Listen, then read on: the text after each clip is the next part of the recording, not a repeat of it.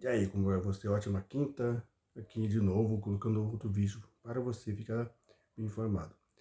Você provavelmente está sabendo, o STF ontem decidiu que a imprensa será punida caso ele tiver um entrevistado, o entrevistado falar alguma coisa que é considerado fake news, ofensivo, mentiroso, aí por aí vai, certo? Até o Marco Aurélio, aquele ex-ministro do STF também, que se aposentou recentemente, ele disse que ele não queria estar na pele da imprensa, porque caso o STF julgue que o entrevistado fez alguma, entre aspas, merda, ela mesma pode ser punida. Nos piores casos, pode ter perder a sua concessão, ter uma censura, fortíssima. Mas antigamente a gente já tinha falado sobre isso. Se a gente não mexer, a imprensa, todos nós, que aqui no meu país, poderá ter sanções, punições, casos de prisões e por aí vai. Eu vou pôr aqui um vídeo esclarecedor da CNN, que também está super voltada sobre isso. Inclusive ao UOL, Folha, Estadão, Record e por aí vai. Tá tudo chorando porque o STF está fazendo isso. Então eu peço para você, me ajude colocando assim a notificação ativada, ou seja, se inscrevendo, compartilhe, comente, dá um mega like aqui para nós e você também pode nos ajudar com qualquer valor através do Pix, que é adrianojoão2013@live.com, ok? Nosso canal está desmonetizado, então nós precisamos muito da sua ajuda para manter o espaço aqui no YouTube e outras redes sociais. Firmeza? Vamos assistir a jornalista da CNN chorar, porque se um entrevistado falar alguma coisa, pode ser o canal que for punido por isso. Notícia Olá. importantíssima que acabou de acontecer. O Supremo Tribunal Federal decidiu nesta quarta-feira as regras para que veículos de comunicação sejam responsabilizados civilmente Olá. por declarações feitas por entrevistados em reportagens jornalísticas. Ficou definido que a empresa jornalística poderá ser responsabilizada quando houver publicação de entrevista em que o entrevistado acusar falsamente outra pessoa sobre a prática de um crime C. À época da divulgação da entrevista, havia indícios concretos da falsidade da imputação ou se o veículo deixou de observar o dever de cuidado na verificação da veracidade dos fatos e na divulgação da existência de tais indícios. A responsabilização envolve eventuais indenizações por danos morais. A tese foi sugerida pelo ministro Alexandre de Moraes e teve o endosso dos demais ministros. Gente, eu quero explicar para vocês o impacto e a importância dessa decisão, porque pode parecer a imprensa defendendo a si mesma, mas isso gera um risco enorme de autocensura. E vou explicar isso para vocês com uma pergunta. Se essa lei estivesse em vigor, como a imprensa poderia ter publicado as entrevistas de Pedro Collor e de Roberto Jefferson?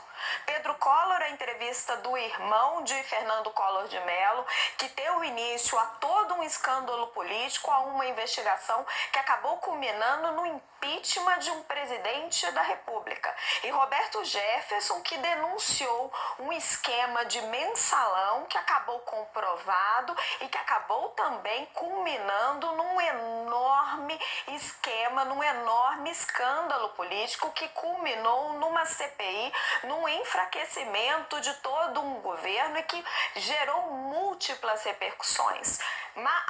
Meses à frente, uma grande investigação depois, isso acabou sendo comprovado, mas à época eram personagens políticos de enorme relevância, enorme proximidade com o poder, e por isso essas entrevistas foram publicadas. Não tinha como a imprensa ter certeza absoluta, os veículos daquela época, que eram a Veja e a Folha de São Paulo, de que aquelas alegações eram absolutamente verdadeiras. Para isso foram necessárias comissões parlamentares de inquérito, investigações da Polícia Federal.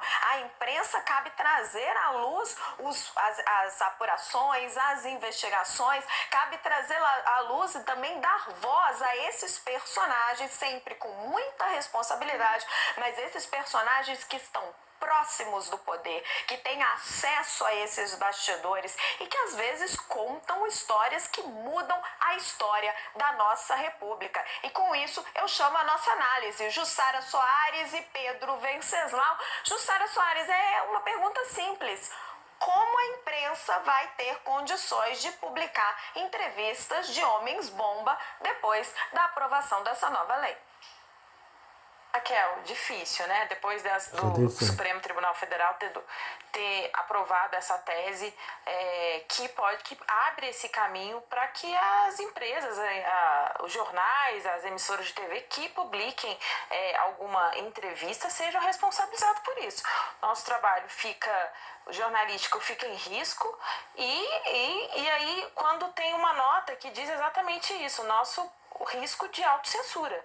Porque o que poderá ser publicado? Tem uma questão de olha, será que isso aqui que eu publicar é um interesse público? Mas se eu não conseguir provar tudo antes, vou fazer uma investigação para poder só depois publicar, existe uma autocensura que pode impedir o livre exercício da imprensa, Raquel. Pedro Venceslau.